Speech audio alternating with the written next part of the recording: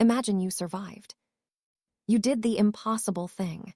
You walked into the darkest place in the world. You faced what no human being was meant to face.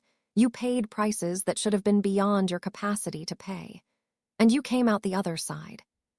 And you thought that surviving would feel like something.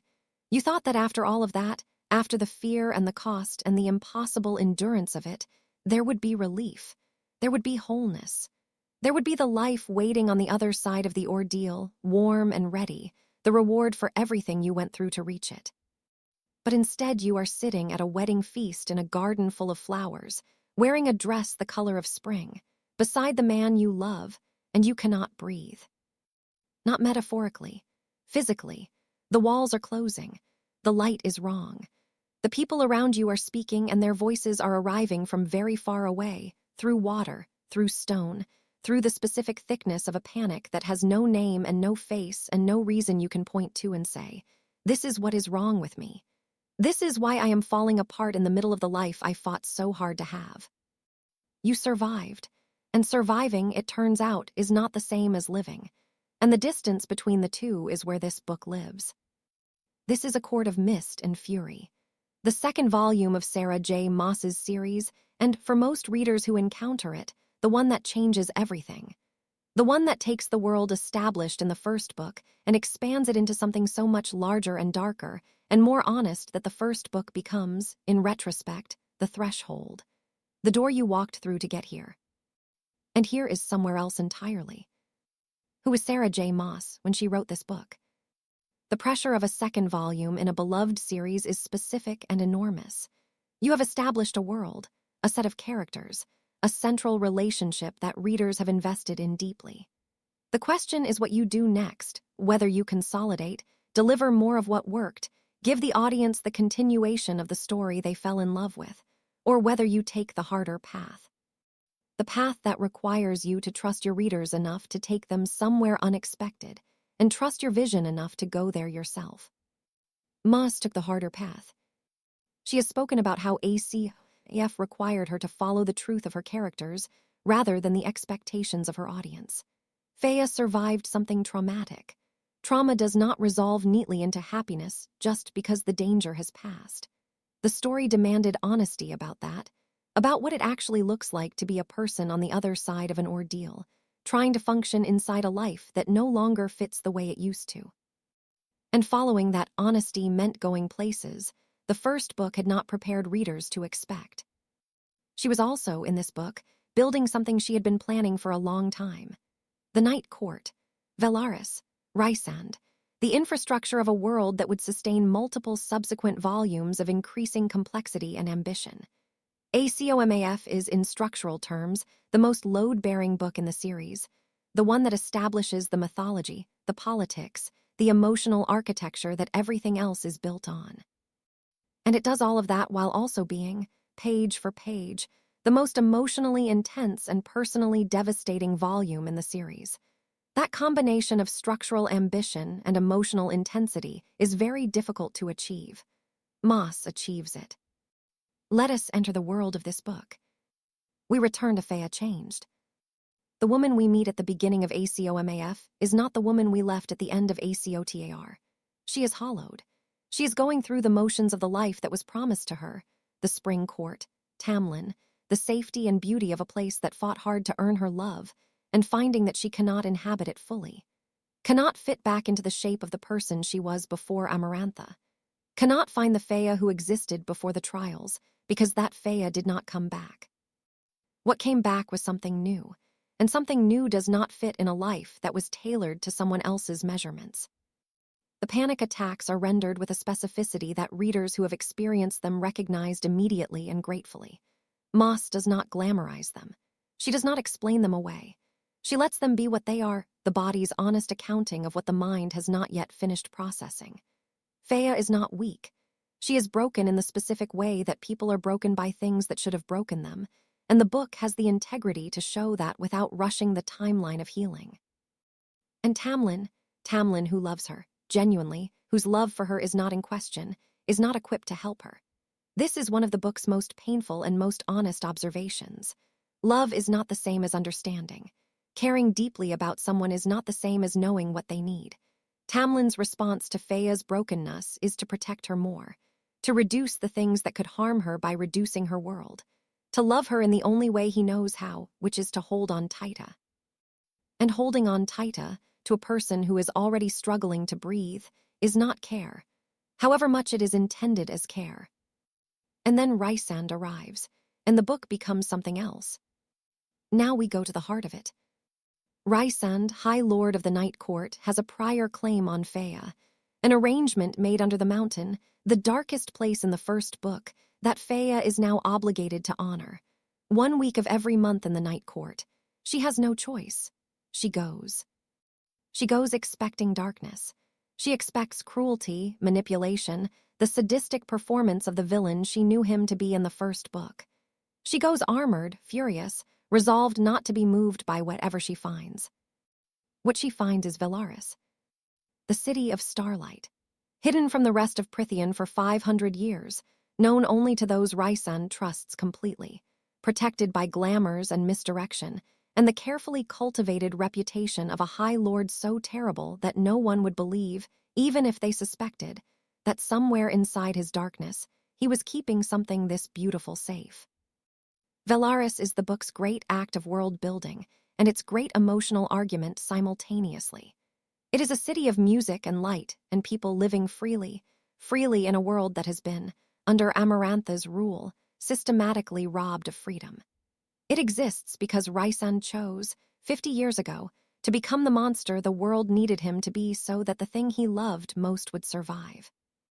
He sacrificed his reputation, his image, the possibility of being known as anything other than a nightmare, so that this city and the people in it could continue to exist.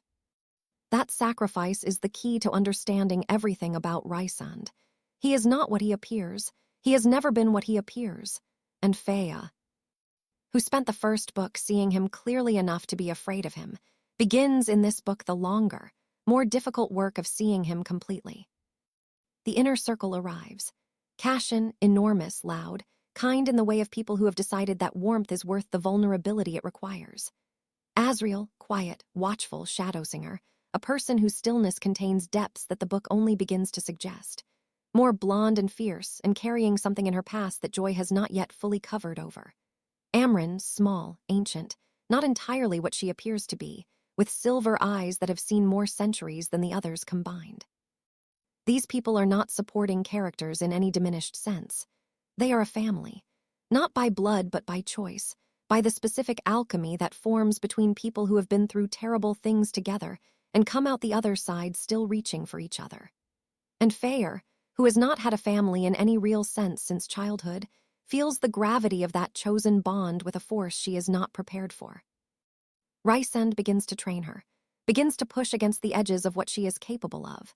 He sees, in Feyer, powers she does not yet understand, gifts absorbed from the High Lords whose trials she survived under the mountain, lying dormant inside her waiting for someone to teach her how to use them. And his teaching is not gentle. He pushes because he knows what is coming. He pushes because gentle is a luxury neither of them can afford. And in the pushing, in the training, in the long hours of proximity and effort and honesty that the process requires, something builds between them that is different from anything Feyer has known. Not the protective love that requires her smallness, not the love that holds on tighter when she struggles. Something that insists on her fullness. Something that grows in direct proportion to her own growth rather than in inverse proportion to it. Moss constructs this with the patient, unhurried hand of someone who knows exactly where she is going and trusts the reader to make the journey without being rushed. The turn in the relationship between Feyer and Rysand is one of the most discussed, most reread, most deeply felt moments in contemporary fantasy romance. It does not arrive cheaply. It arrives after hundreds of pages of earning, and it lands with the force of everything that has been accumulated in the space before it. She writes of Rysand, through Feyer's slowly shifting perception, that he was a person who had spent so long being what the world needed him to be that he had almost forgotten the difference between the mask and the face beneath it. Almost. And that almost was the most important word in his entire story. Let us talk about what this book is really saying. The first great theme is the difference between love that diminishes and love that expands. This is the book's central argument, and it is made not through speeches or declarations, but through the lived contrast between two relationships. With Tamlin, Fëanor becomes smaller. Not because Tamlin is evil, the book never makes that simple claim, but because his love, shaped by his fear of losing her, requires her containment. She cannot leave the estate. She cannot fight. She cannot become more capable or more powerful or more herself, because every expansion of her selfhood represents, to Tamlin, an expansion of her exposure to the world that hurt her. His love needs her diminished to feel safe. With Rysand, the opposite occurs. Every week in the Night Court, Fëanor becomes more powerful, more capable, more confident in her own perception and her own judgment. Rysand does not need her small. He needs her whole. And the difference between being loved in a way that requires your smallness and being loved in a way that requires your wholeness is, the book argues, not a minor distinction. It is the distinction. This resonated with readers who recognized it from their own lives. The relationship that made them feel like they needed to apologize for taking up too much space, and the relationship that made them feel like they had not been taking up enough. Moss is writing about a real thing. A thing that has nothing to do with fairies, and everything to do with how love either serves or undermines the personhood of the people inside it. The second great theme is the mask and the cost of wearing it. Rysand spent 50 years performing a version of himself that was designed to keep people away. He cultivated terror. He weaponized his reputation. He made himself into the story the world needed to believe so that the reality he was protecting could survive. And the cost of that performance is written on him in ways that are visible to Fëanor precisely because she is learning to look. The mask is functional. It works. Velaris survives. The people he loves survive. The bargain is effective. But 50 years of being seen as a monster, of being feared and hated and avoided by everyone outside his small circle of chosen family, leaves marks.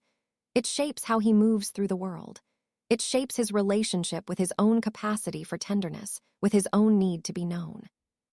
He has been so thoroughly the mask for so long that the moments when the face beneath it appears are almost unbearably affecting. Moss is asking, through Rysand, what it costs a person to be seen only as the worst version of themselves for long enough. What it does to the interior life of someone who has decided that their own reputation is an acceptable sacrifice for the protection of the things they love. And whether, having made that sacrifice, they can be brought back from it by being truly seen by someone who has earned the right to see them. The third great theme is the rebuilding of a self after trauma. Fëanor's arc in this book is a recovery arc, though Moss never uses that clinical language. It is the arc of a person who was shattered by an experience and is now, in the Night Court, in Velaris, among people who do not require her to be anything other than what she currently is, finding the pieces of herself and deciding, one by one, which ones to keep and which ones to leave behind. The painting is part of this. Fëanor begins to paint again in this book, a detail that matters enormously because it represents the return of the part of herself she had contracted away during the survival years. She is not painting because it is useful. She is painting because she needs to. Because that need is the signal of a self that is reassembling, that is beginning to insist on its own existence again. And the Night Court facilitates this in a way the Spring Court could not. Not because the Spring Court is without beauty, it is full of beauty, but because the Spring Court required Fëanor to be the grateful, healing, contained version of herself. The Night Court requires nothing except that she show up and do the work of becoming who she actually is. Now let us look at these characters as the people they truly are. Fëanor in ACOMAF is the most fully realized she has ever been because this is the book where she stops being defined by her relationships and starts being defined by herself. She is not Tamlin's beloved or Rysand's bargain. She is a woman of considerable power who is learning, for the first time, to take that power seriously. Her journey through this book is the journey from object to subject, from the person things happen to the person who chooses. Her relationship with her own trauma is handled with a care that stands out even in the context of Moss's generally sensitive character work. The panic attacks do not resolve because she is in a safer place. They continue, and she learns to move through them rather than being stopped by them. The healing is not linear. It is not rewarded by circumstances being easy. It happens alongside difficulty, inside it, in spite of it. That is honest. That is what healing actually looks like. Rysand is, for many readers, the character of this series and possibly of the genre. He is complex in ways that reward multiple readings. The layers of him that appear as Feyer's understanding of him deepens are consistent with everything presented earlier, but they change the meaning of those earlier scenes retroactively. He is constructed so that rereading ACOTAR with the knowledge of who he truly is produces an entirely different emotional experience. That is sophisticated character work. What he is, at his core, is someone who has chosen love in the most costly form available, not the love that takes, but the love that protects from a distance, that accepts being hated in order to prevent harm, that holds on loosely enough to let the beloved make their own choices even when those choices are wrong. He has loved and loved again and built an entire civilization around the project of protecting what he loves. And he is exhausted by it. He needs to be known by someone. And Feyer, who sees through performance with a hunter's instinctive clarity, is the person who finally sees him. The inner circle deserve their own volume. Cashin's warmth is not simplicity. It is a choice, made daily, by someone who understands exactly the cost of staying open. Asriel's silence is not absence. It is the densest form of presence, the attention of someone who notices everything and says almost nothing, and carries what he observes with a gentleness that is almost painful in its care. More's brightness is armor over a wound that this book barely touches, and later volumes will excavate with devastating thoroughness. And Amren, ancient, precise, with humor so dry it is almost invisible, and a nature so other that the warmth she extends to the people she has chosen feels like the highest possible honor. She is one of the great secondary characters in contemporary fantasy. What has this book done in the world? ACOMAF arrived in 2016 and detonated. The response was immediate, passionate, and in some quarters genuinely seismic. Readers who had loved ACOTAR found themselves confronting something that challenged their investment in the first book's central relationship. That asked them to reconsider what they had rooted for, who they had trusted, what they had understood about the world they thought they knew. The Tamlin conversation began here and has not ended. He became one of the most debated characters in contemporary fantasy, not because he is a villain, but because the book refuses to make him one, which is harder and more interesting than villainy would have been. He is a man whose love is real, and whose love is also not enough, and whose failures are comprehensible, and whose damage to Feyer is real regardless of his intentions. The complexity of that position generated argument that continues today among readers who take different lessons from his arc. Rysand became something that the internet does not always have language for, a character who so thoroughly captured the imagination of a specific community of readers that he became, in some sense, a cultural reference point. The night court aesthetic, the concept of a mate bond, the specific emotional texture of Feyer and Rysand's relationship, these things traveled beyond the books and into the broader culture of a generation of readers in ways that are still visible. The series that followed ACOMF expanded the world with each volume, but this book remains for many readers the apex, the one that did the most with the least, that took the established world and made it enormous, that delivered the emotional experience the series will always be measured against. Now let me be honest with you. ACOMAF is a long book. It is a deliberately, uncompromisingly long book that earns its length, but that length requires a commitment from the reader. The early sections, Feyer's fragmentation, the claustrophobia of the spring court, the slow establishment of the night court's reality, are not quick reading. They are rich reading, deeply rewarding on reread, but they ask for patience before they deliver the moments that will make you understand what you were being patient for. The central romance is one of the great slow burns in the genre. It is also one that some readers find arrives too gradually, that the middle sections, where the relationship is building through the daily texture of training and shared meals and careful conversation, move more slowly than the plot momentum would suggest. That packing is a choice, and it is the right choice, but it is worth knowing in advance. What the book does without rival is build a world that feels genuinely enormous, politically, geographically, historically complex, while keeping the emotional focus intimate and specific. Moss manages the almost impossible task of making you feel the scale of Prythian while never losing Feyre as the center. The world feels real because Feyre's experience of it feels real. And Feyre's experience of it feels real because Moss has done the harder work first. Made Feyre's inner life so precisely rendered that everything she encounters is filtered through a consciousness the reader trusts completely. Who should read this book? Everyone who read ACOTAR and wants the world to get bigger and the story to get deeper. Everyone who has been in a relationship that required their smallness and needed to see that requirement named and examined honestly.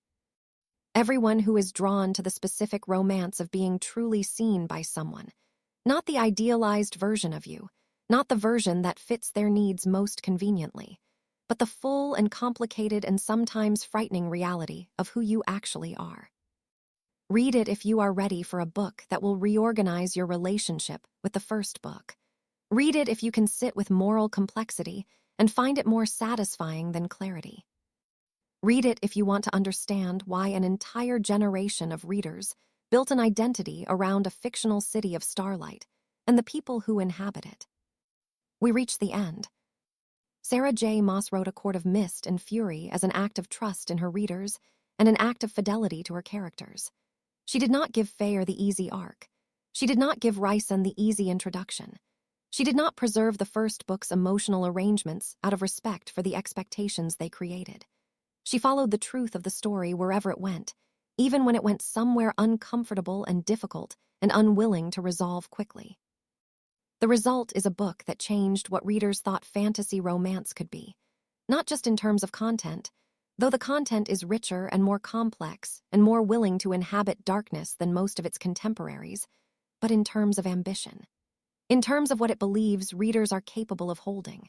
In terms of how seriously it takes the inner life of its protagonist, the political reality of its world, the emotional truth of its relationships. Feyre walks into the night court broken, and she walks out of this book something else. Not healed, that is too simple and too fast, but oriented, pointed toward herself. In possession, for the first time, of the knowledge of who she is and what she is capable of and what she deserves from the people who claim to love her. That knowledge is the real gift of this book, not the world, as magnificent as it is, not the romance, as earned and devastating as it is. The knowledge that the love you deserve is not the love that holds you still. It is the love that sees you moving and moves with you.